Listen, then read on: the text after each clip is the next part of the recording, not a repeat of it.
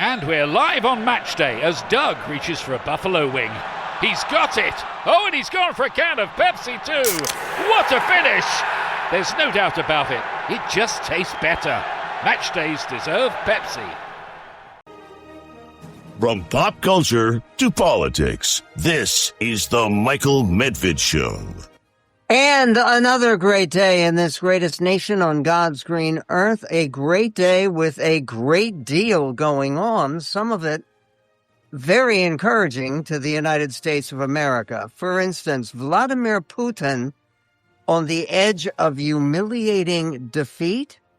An attack on Moscow was some 600 drones and the tide of battle shifting in a Ukrainian direction.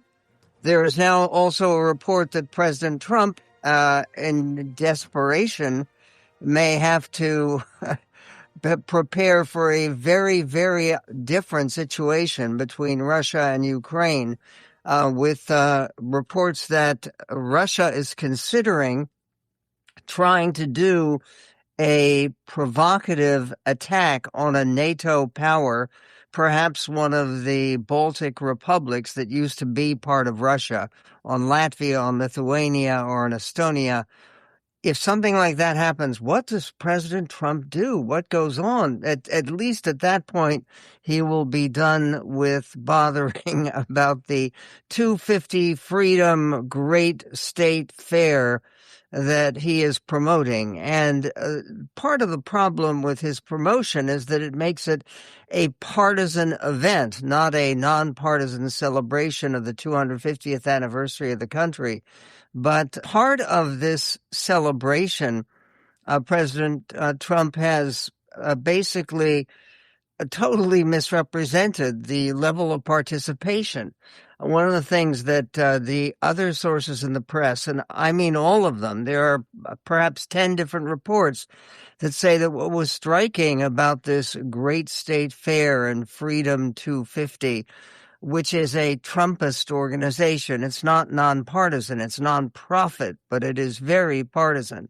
And that this, despite the fact that providing a speech coming up from our favorite president, and that's in quotes, it has drawn little participation and already provoked all kinds of controversy, with J.D. Vance comparing himself and Trump to Richard Nixon.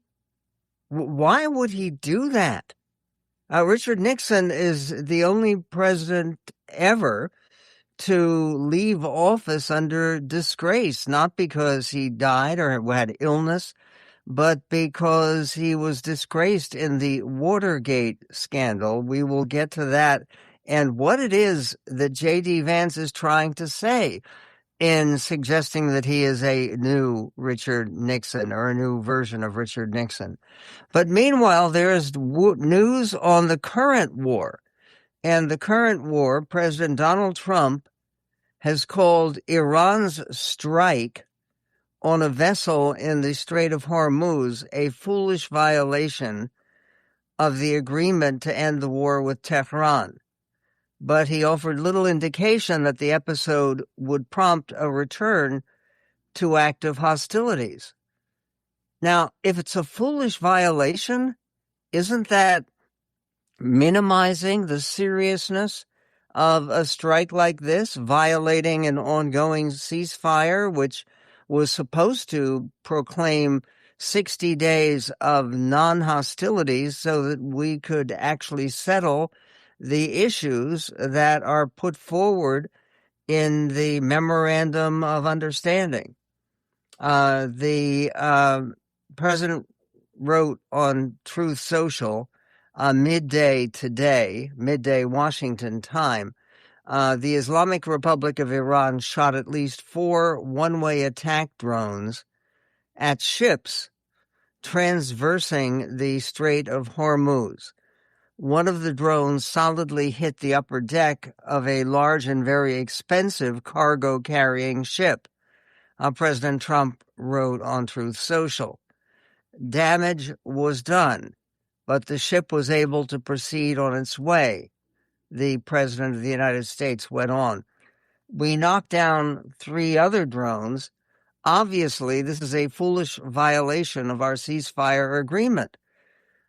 So how does America respond to a violation to that agreement? Iran fired on a Singapore-flagged cargo ship yesterday as the ship tried to navigate the strait despite the deal in which Iran agreed to open the waterway in exchange for the end of the U.S.-Israeli military campaign and other American concessions that could mean hundreds of billions of dollars for the Iranians. And those concessions are not going to be withdrawn or restructured or rethought. The ship was traveling a route through the strait approved by the International Maritime Organization and recommended by the United Kingdom Maritime Trade Operations. Tehran, however, said that the vessels should only use shipping lanes approved by the Iranian regime. In other words, they seem to be planning on keeping control of the Strait of Hormuz, which is not part of the memorandum, not so far at least. The hours after the attack, which damaged the ship's bridge but caused no casualties, the IMO paused its days-old plan to move the roughly 11,000 stranded seafarers and hundreds of trapped ships out of the Gulf, pending a safety review, even as some vessels kept on transiting. A White House official told Bloomberg that the U.S. was investigating whether the attack was perpetrated by rogue elements within the Islamic Revolutionary Guard Corps or if the order came from higher up. If it came from higher up, isn't that a serious blow and perhaps a fatal blow to the very understanding that is put forward in the Memorandum of Understanding? It has also been announced today that President Trump will have the honor of presenting the World Cup trophy, and that presentation will honor the state of New Jersey. It's taking place in New Jersey on July 19th, when the matches are over.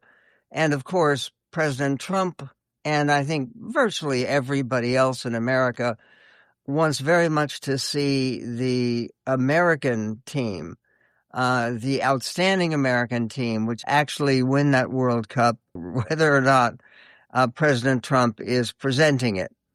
In any event, President Trump will be presenting it regardless of who wins, and CNN is reporting the ceremony could be very awkward. He has waged war against one country in the tournament. Well, I think what they mean is the country of Iran. Iran is not going to win the tournament. They have a big match coming up tonight against Egypt. The Egyptian team calls themselves the Pharaohs, and they are heavily favored to win against Iran, and people are going to be there. It's taking place in Seattle, are probably going to be cheering lustily in behalf of the Pharaohs in this case. No, this is not any kind of Passover repetition. In this one against Iran, I think the Pharaohs are the good guys. That's the Egyptian team.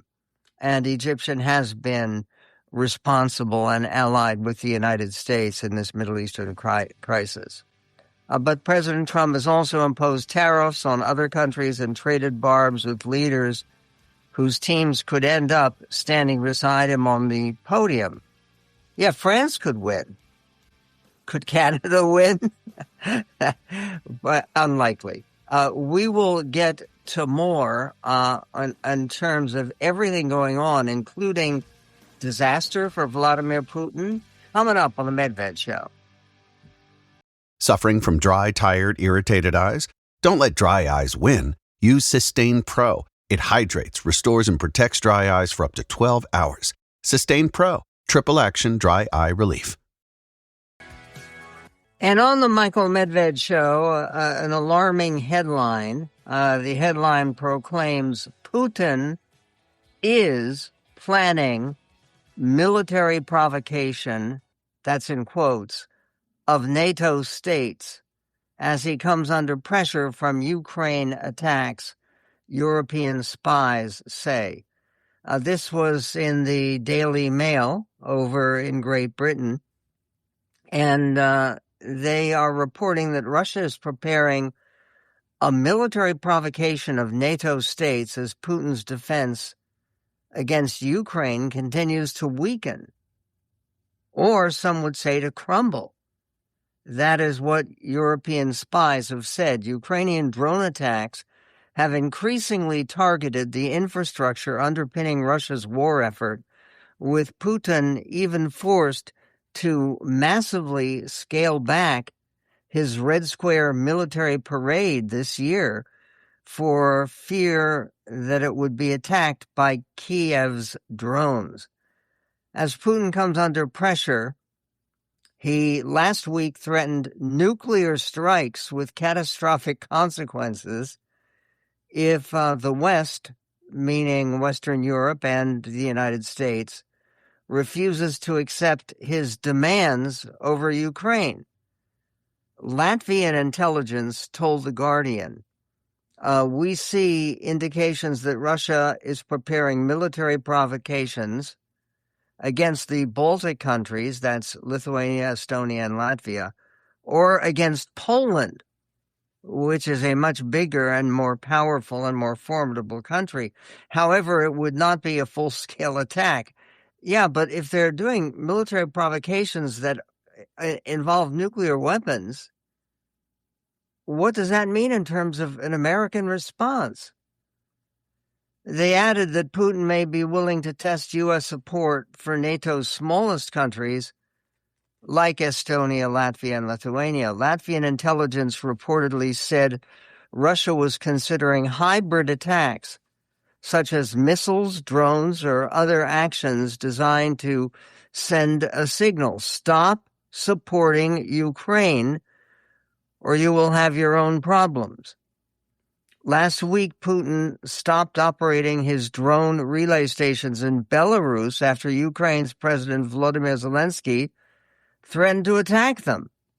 They have a picture here with the lid of a Russian oil refinery at Kapotnia is blown into the air during a Ukrainian drone attack. Kiev has stepped up its drone strikes in Russia in recent months, hitting oil refineries that fund Moscow's war chest. According to analysts, Russia's outdated air defense network, which was designed to counter aircraft and conventional missiles, has struggled to adapt to Ukraine's long-range drones. Kyiv has repeatedly struck refineries, oil terminals, pumping stations, and export facilities deep inside Russian territory. Among the most significant targets were the Norsy refinery near Nizhny Novgorod, Russia's fourth largest refinery with capacity to process 16 million metric tons of oil annually. It suspended operations on April 5th following a Ukrainian drone attack. Now, all of this going on at the time that another headline proclaims Russia hit by 660 drone overnight barrage targeting Moscow and occupied Crimea and key military sites. Russia said its air defenses intercepted 660 Ukrainian drones overnight into Friday in one of the largest drone attacks since the start of Moscow's full-scale invasion, as strikes targeted the capital, a major chemical plant in the Tula region, and Russian-occupied Crimea, according to Russia's defense ministry. drones were shot down over more than a dozen regions, including Moscow, the annexed Crimean Peninsula, the Black Sea, and the Sea of Azov.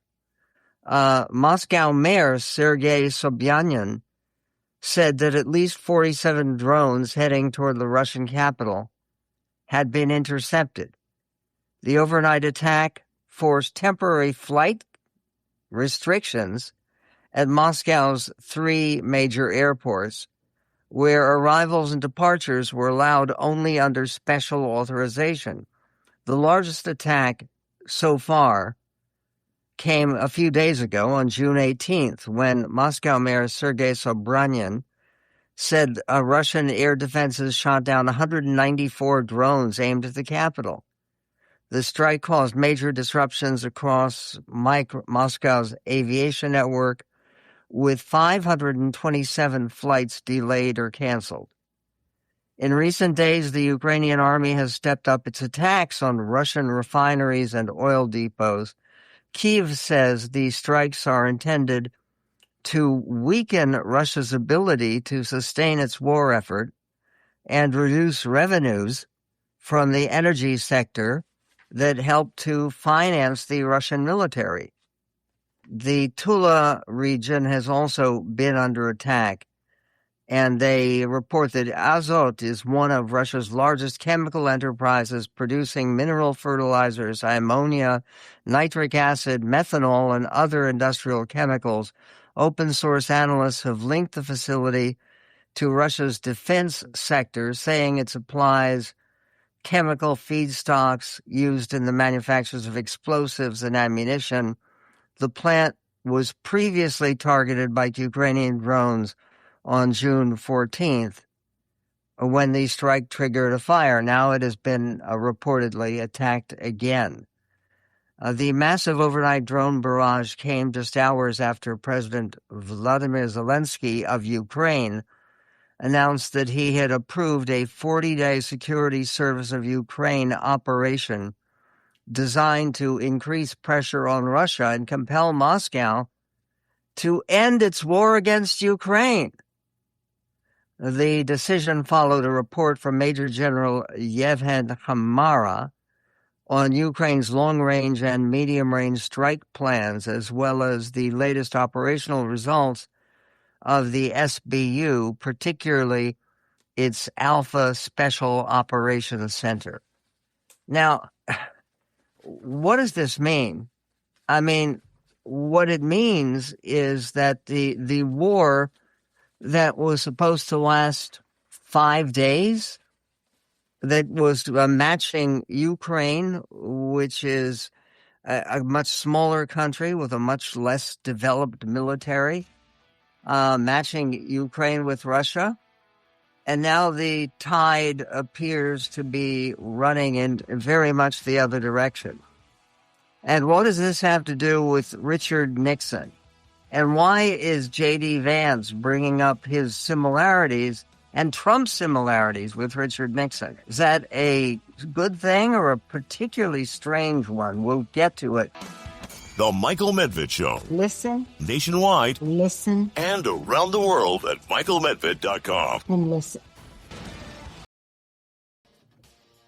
And on the Michael Medved Show, as we move toward the 4th of July and the 250th anniversary of the Declaration of Independence and of the existence of this great nation, there is, of course, great celebration going on in Washington, D.C., a lot of it orchestrated by Donald J. Trump, who said it was going to be not just a celebration of American independence and patriotism, but it was going to be a Trump rally. And he's in fact referred to it as the rally to end all rallies. I don't think he has any plans to end rallies at all. He loves them. He loves the adoration. And President Trump supporters, this according to Raw Story, attended a rally kicking off the Great American State Fair, marking the 250th anniversary of U.S. independence on the National Mall in Washington. President Trump claimed a fantastic turnout at the kickoff rally for the Great American State Fair on the National Mall Wednesday night, a figure that sharply diverges from independent estimates of the crowd size. The estimates of the crowd size, NBC thought somewhere around 1,000 people. This was not a huge crowd. However, a widely shared video also showed a steady stream of people walking away from the stage area during the president's speech. And he only spoke for a half hour, which is a very short speech for Trump. And multiple news outlets reported that turnout was a deeply disappointing start to the 16-day fair marking the nation's 250th anniversary. Trump posted yesterday on Truth Social. The crowd was incredible last night, packed to the brim. At least 45,000 people were there with a huge television and online audience. I wish we were able to have an even larger area, which we will be able to do on July 4th, when I'll be speaking again. The airplane flyovers and music were fantastic. Everybody stayed last night until the end of my speech because they loved hearing about a truly successful America.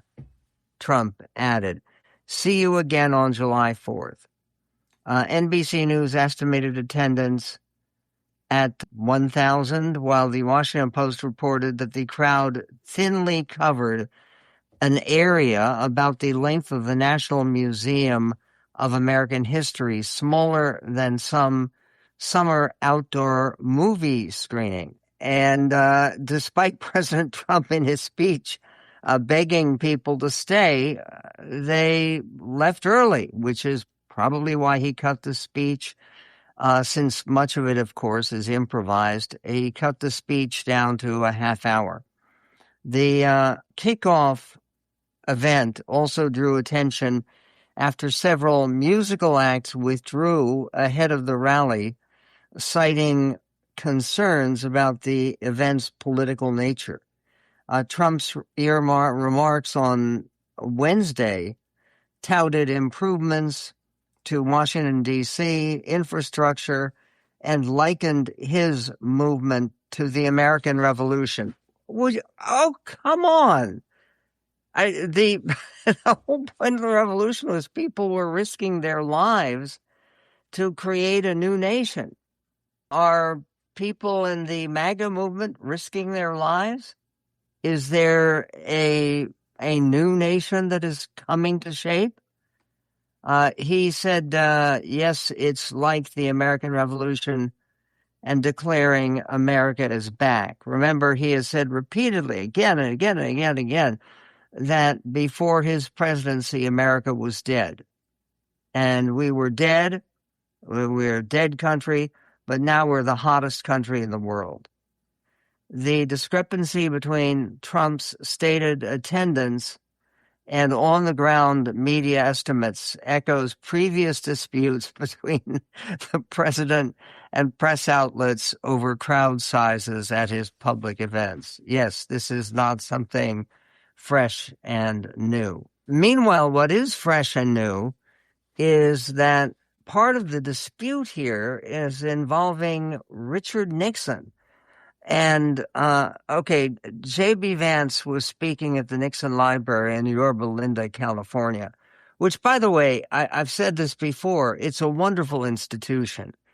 And it's one of the very best of the existing presidential libraries. No, I have not seen the much ballyhooed Obama Presidential Center yet.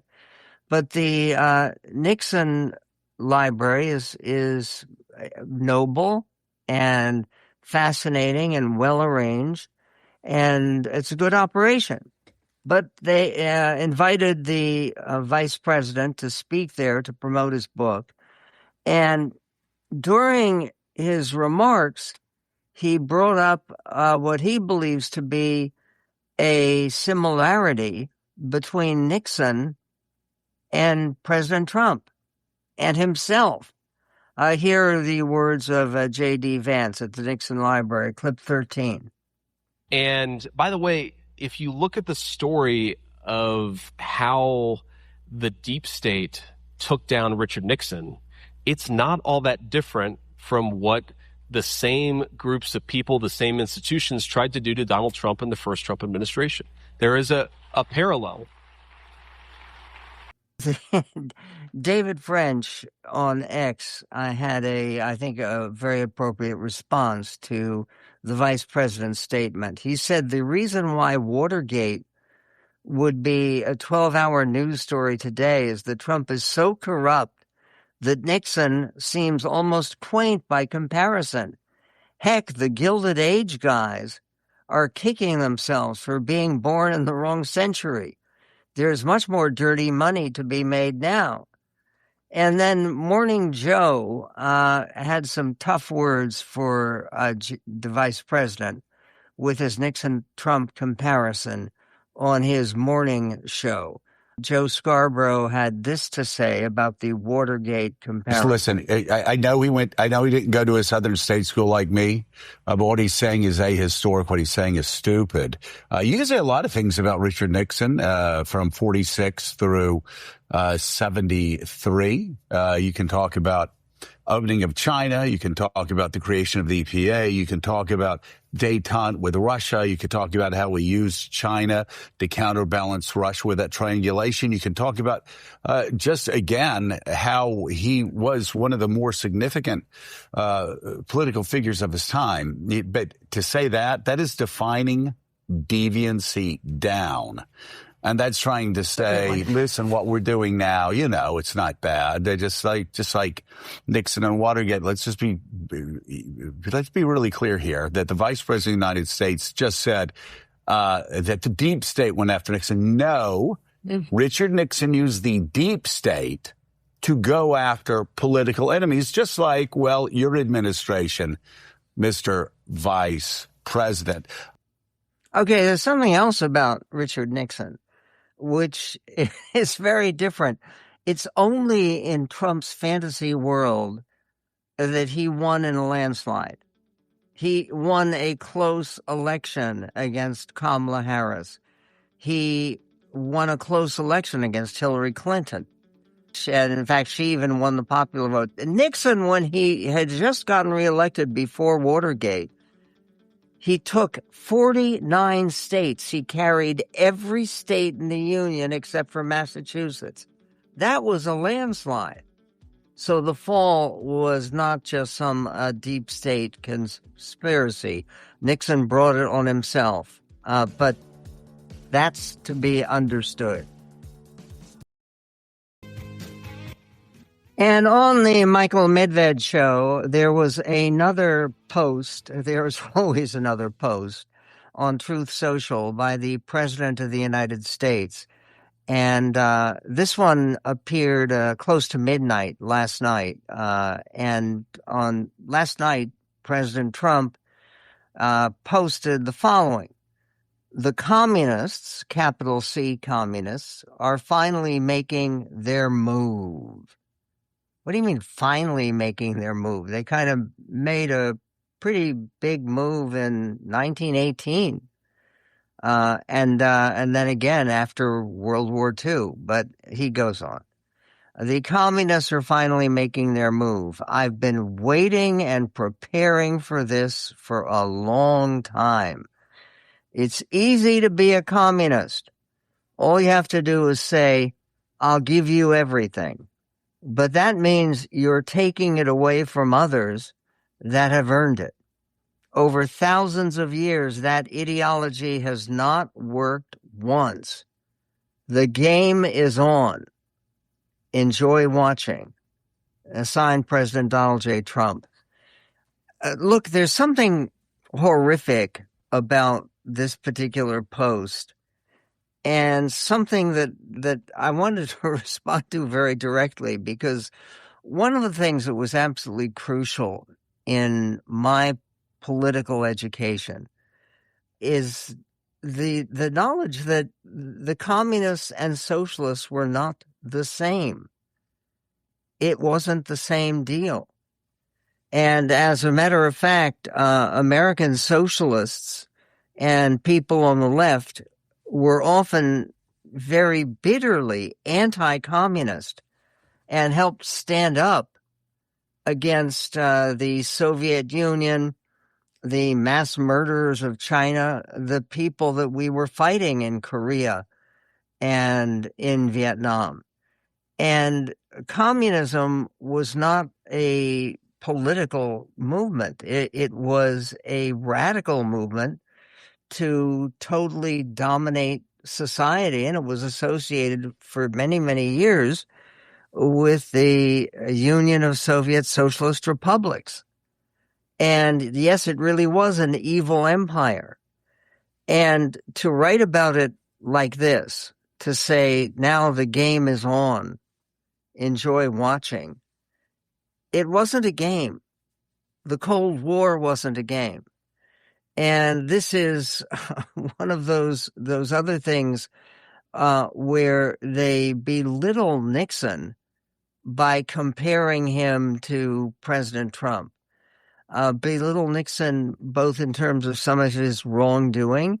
I mean, after all, he authorized and knew about a burglary at the Democratic National Headquarters where they're going to plant listening devices to try to run up the margin for an election that Nixon won anyway and won by a huge landslide.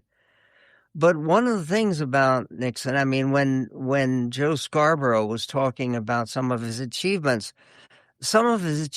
were very, very real and very formidable. And particularly in terms of facing communism, which had a secretive aspect, as the whole Alger Hiss story indicated. In any event, the idea that this is a game that is being played also minimizes the distinction between communism and socialism, which is very real and very important, particularly if we're going to have any success resisting this current surge of socialism, which as much as you may resent it and despise its aspects, particularly its anti-Semitic aspects, as much as you may resent them, it is not comparable to international communism with its more than 100 million dead victims. And for instance, when people are talking about threats and talking about issues in this country, sometimes even people who are very respected and have a big following and big influence say things that are profoundly stupid and offensive. Yesterday, on the great American State Fair kickoff, Sean Duffy, the Secretary of Transportation, ripped on the musicians who had canceled their participation in all of this because when Trump said, "Oh, it's going to be a rally, it's going to be a big rally," that sounded like a political event, not simply a patriotic one. So he talked about how much better it was to hear the Marine Band than to hear people he called libtards. And that's a difficult thing because it invokes part, and I mentioned this yesterday, it invokes part of the word retarded. And Sean Duffy, who has 9 children, God bless him, but he was standing on the podium with one of those 9 children who has Down syndrome. And there has been a great deal of indignant commentary, but not as much as the indignant commentary about Megyn Kelly on her podcast, where she unleashed the following rant against Haitian immigrants to this country. This is clip 10. look, this has been going on for over a dozen years. Go home. Get out. We know our country's better than yours. That's because we filled it with our work ethic and our culture and our values. You being here only dilutes it for us, those who built it and live it. And half of you people, more than half, you won't assimilate. We don't want you. We don't care if you're offended. Get out. Go home. Go back to Haiti. Sorry. I'm thinking about our friends in Ohio who've been dealing with these TPS Haitians for years now, who are drunk driving all over their towns and killing people. This is the whole cats and dogs thing.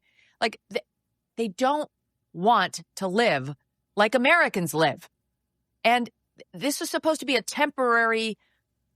it was supposed to be temporary help. And it's turned into another backdoor way of allowing someone permanent residency here. And they take advantage of all of our public services. Does this sound our country is better than yours? If we are not a more admirable country than Haiti, yes, Haiti is a troubled country, which is precisely why they initiated the TPS, temporary protected status, for Haitians who had come here and were working, because sending them back to their benighted homeland, which had earthquakes in the news today with Venezuela, and had basically gang violence dominating the streets. And what none of this means is an opposition to arresting people who are committing acts of violence, who are committing acts of vandalism or destruction. Fine.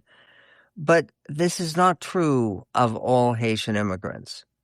And basically to specify that particular immigrants who really ran here to this country from one of the most dysfunctional countries in the world. Give us your huddled masses yearning to be free. This is not the Megyn Kelly is not quite comparable with Lady Liberty. Yeah. Now, there's by the way, Jonah Goldberg has a good response to Megyn Kelly's rant. He says, without getting into the substance, suffice it to say, welcome Haitians would have gotten Megyn more screen time and relevance if she would be saying that. Is that true? I would hope that would be true. There is also concerning the J.B. Vance analogy between him and President Trump and Nixon. There's a question that Marco Rubio was asked, was where is the divide between you and the vice president? Because there's an expectation they'll be running against each other for president. So what did Rubio say? We'll get to that and much more in This Greatest Nation on God's Green Earth.